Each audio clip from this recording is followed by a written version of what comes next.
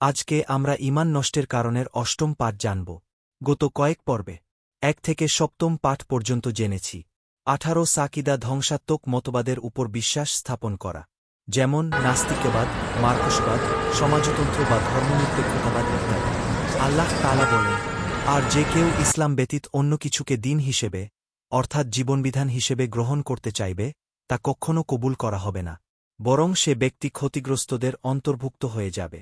19 ইসলামের কোনো বিধান রদবদল করা বা মুরতাদ হওয়া, দ্বীনের বিধিবিধান পরিবর্তন করা বা ইসলাম ছেড়ে অন্য কোনো ধর্ম গ্রহণ করা অর্থাৎ মুরতাদ হয়ে যাওয়া। আল্লাহ তাআলা বলেন, আর তোমাদের যে কেউ নিজের দিন থেকে ফিরে যায় অতঃপর সে ব্যক্তি কাফির অবস্থায় মৃত্যুবরণ করে, তবে ওই ধরনের লোকের আমল ইহকাল ও পরকাল উভয় জাহানেই বাতিল হয়ে যাবে, ফলে তারা হয়ে যাবে আগুনের বাসিন্দা, সেখানে তারা স্থায়ী হবে চিরকাল। ভিডিওটি ভালো লাগলে চ্যানেলটি সাবস্ক্রাইব করে পাশে থাকবেন।